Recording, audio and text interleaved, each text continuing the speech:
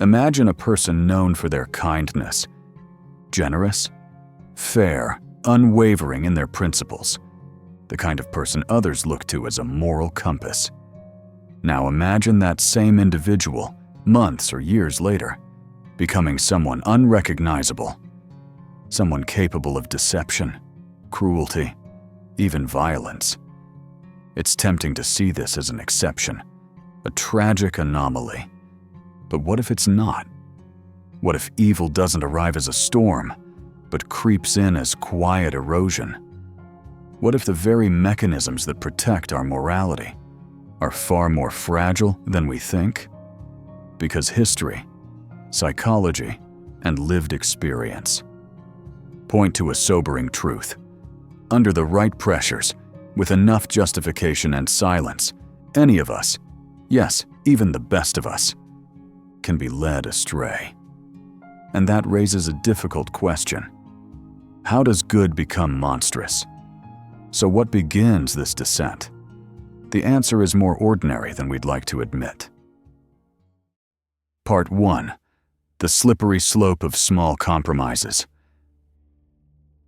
Moral collapse rarely begins with a grand betrayal.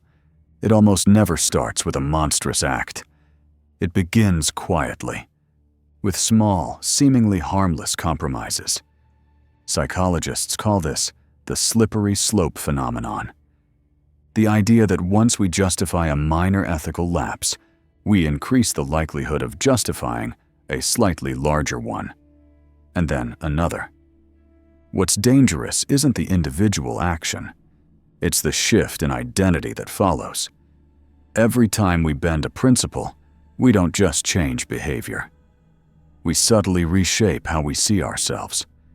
In the workplace, it might begin as a harmless white lie to protect a team member, then evolve into covering up data, rationalized as protecting the brand.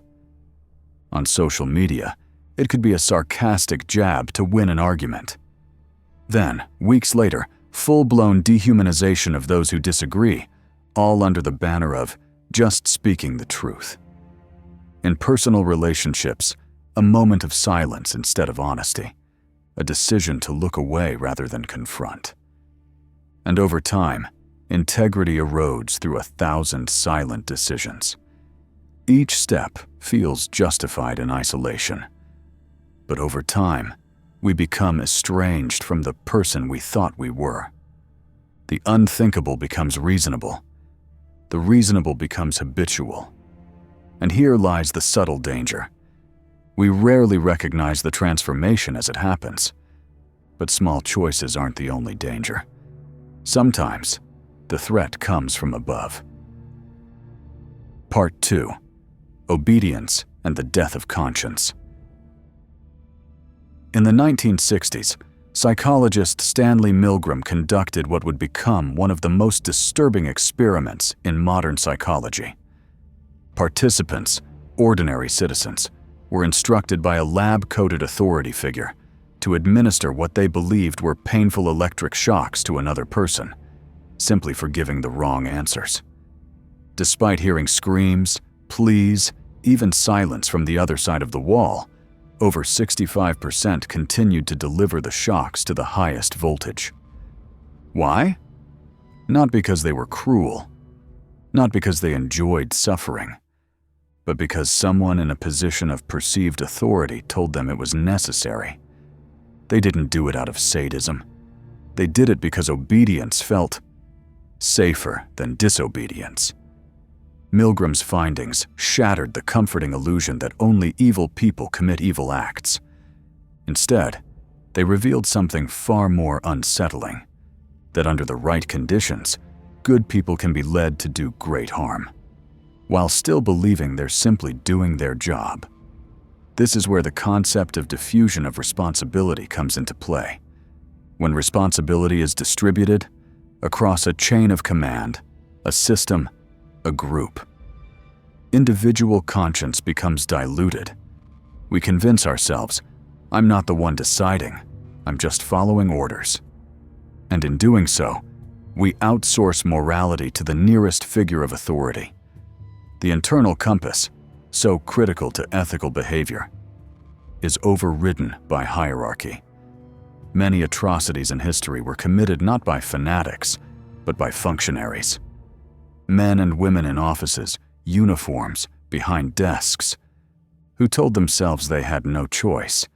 They weren't acting out of hatred, they were acting out of duty. But what happens when that pressure doesn't come from one authority, but from an entire group? Part 3. The us versus them illusion. When individuals strongly identify with a group, be it political, religious, social, or ideological, a subtle but powerful shift begins to occur. They no longer see themselves as just individuals. They become representatives of a cause. And anyone outside that group, they become the other. This division creates a fertile ground for one of the most dangerous psychological mechanisms in human history: dehumanization. Once someone is labeled as less, they're no longer seen as complex, feeling, suffering human beings. They're reduced to symbols, threats, enemies, obstacles. History is filled with chilling examples: genocides justified through racial purity, wars fueled by nationalism, oppression masked as protection.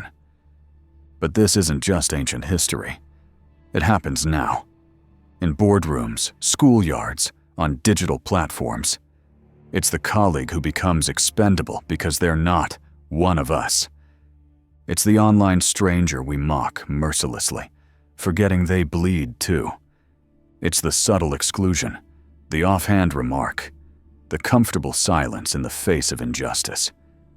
And it's here, right here, where moral disengagement tightens its grip. We psychologically detach our actions from our moral identity. We tell ourselves, they deserved it. It's just how the system works. It's not personal. And in doing so, we sever behavior from conscience. But here's where things get truly dangerous. Not when we do harm, but when we believe we're still good while doing it. Part 4. The justification trap. When people commit acts that contradict their moral beliefs, they don't always see themselves as doing something wrong. Instead, they rewrite the story. This is what psychologist Leon Festinger called cognitive dissonance. The inner tension we feel when our actions and values don't align. But rather than changing the action, we often change the belief. We justify, I had no choice. It was for a greater good. They brought it on themselves. This is self-justification, and it's one of the most powerful forces in human psychology. It allows us to silence our inner conscience, while still seeing ourselves as morally intact. But the trap goes deeper. Studies show that when people do something good, like donating to charity or defending someone, they often feel licensed to behave badly later. This is known as moral licensing. It's the silent equation in the mind. Because I've proven I'm good, I can now bend the rules. This subtle shift opens the door to moral decay, not from malice, but from self-permission. And underneath it all is the ego's need to maintain a positive self-image. We don't want to believe we're the kind of person who lies, harms, betrays. So we build narratives to protect our identity, even when our actions contradict it. But what fuels this moral blindness even further is when we believe we're better than others. Part 5. Righteousness and moral superiority.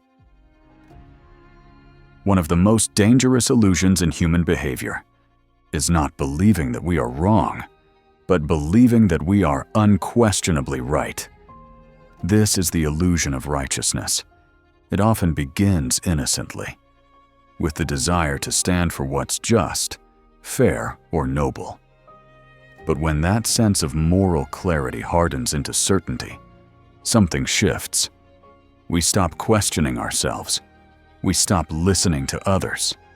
And worst of all, we begin to believe that our virtue entitles us to judge, to punish, even to harm.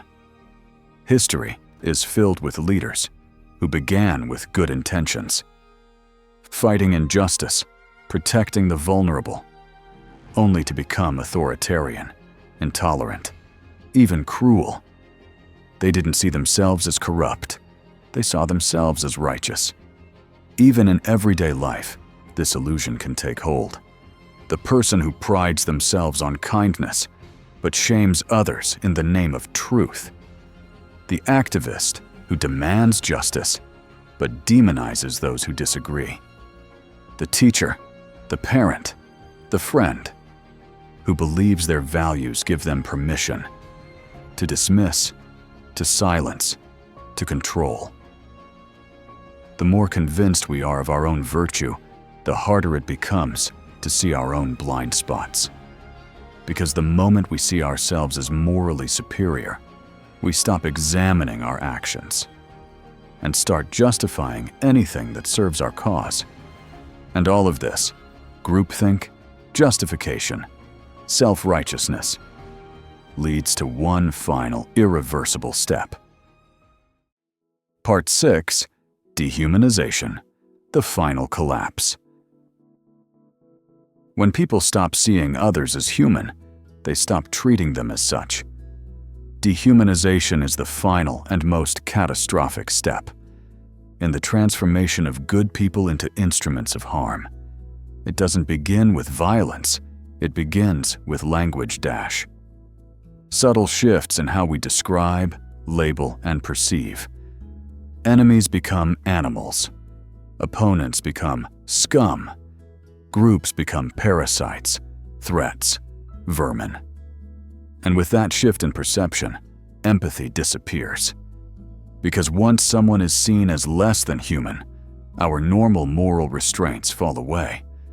It becomes easier, almost effortless, to justify cruelty, exclusion, even violence. This mechanism isn't confined to history books or political ideologies. It lives in our modern world, especially online. On social media, we attack strangers with words we would never say face to face. We celebrate canceling someone as if moral destruction is a form of justice. We reduce complex individuals to a single opinion, a single post, a single mistake. Cyberbullying, dogpiling, public shaming. All of it fueled by the same ancient instinct, to divide, diminish, and dehumanize. But here's the most dangerous part. The more we strip others of their humanity, the more we lose touch with our own.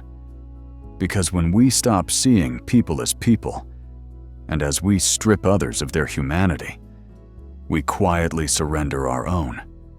And that's where moral collapse becomes irreversible. But this isn't just about others. It's about us. Could it happen to you? And how do we stop it? Part 7.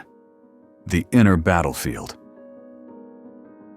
Preventing moral collapse doesn't begin in the courtroom, in elections, or in policy. It begins in a quieter place.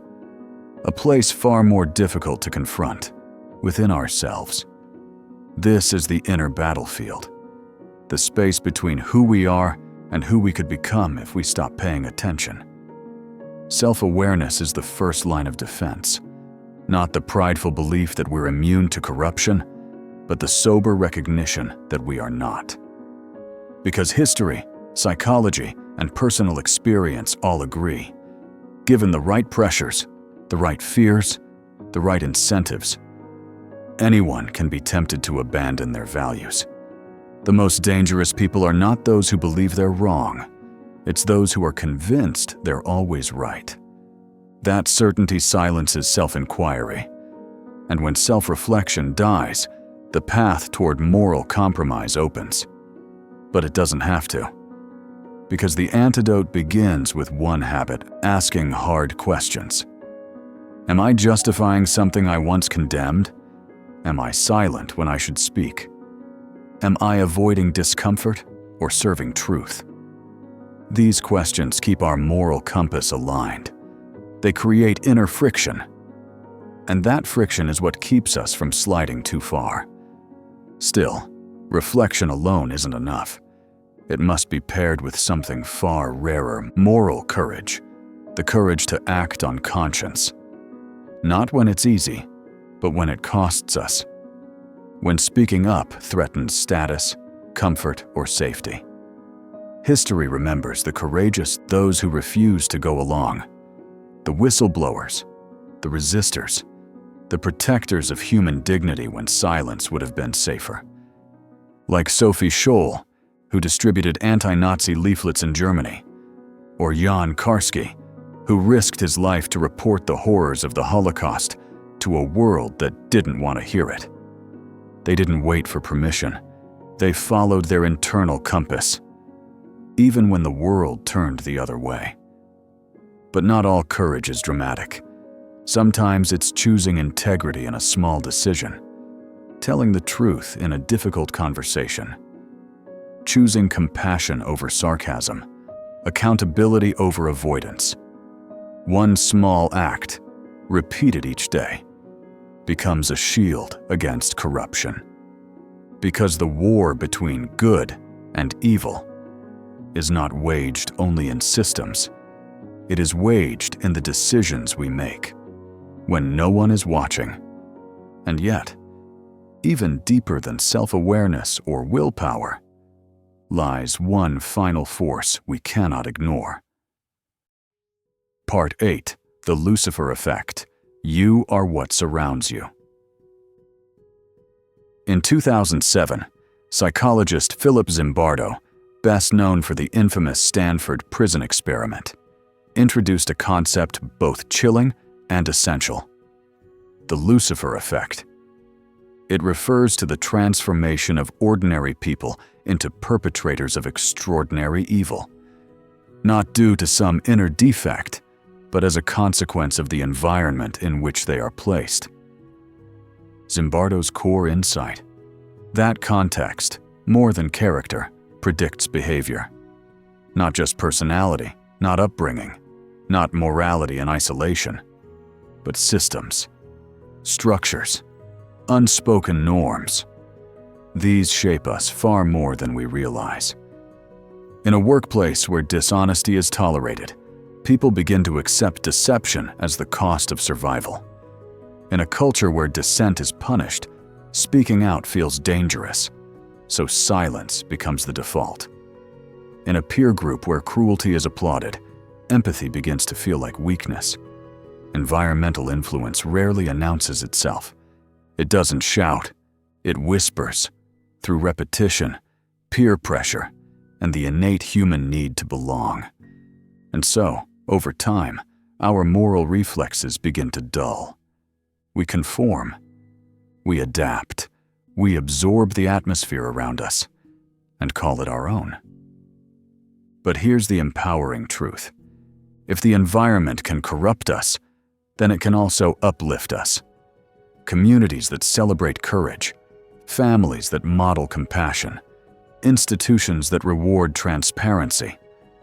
These shape people just as powerfully. And we are not passive participants. We don't just survive inside systems. We build them with every silence we keep, every norm we accept, every silence we break, every value we model. Contributes to the moral climate that shapes others. So pause and ask yourself honestly, what kind of environment are you cultivating? What behaviors do you tolerate? What beliefs do you reinforce by your silence? Because in the end, the question isn't only, who are you? It's, are you shaping your environment? Or is it shaping you? The line between good and evil. The line dividing good and evil cuts through the heart of every human being. Alexander Solzhenitsyn. No one is exempt. No one is immune. The potential for both light and shadow lives in each of us. The question is not whether darkness exists. but whether we recognize when it begins to shape us. So I invite you to pause and reflect. Have you ever justified something you once condemned? Have you stayed silent when you knew you shouldn't? Share your thoughts in the comments. Your honesty may help someone else see themselves more clearly. And if this message spoke to you, write this in the comments. Monsters are not born. They are made. And they are made by choices. Small, repeated, often invisible. So ask yourself, what choices are you making? Because awareness is the first act of resistance. And today, that resistance begins with you.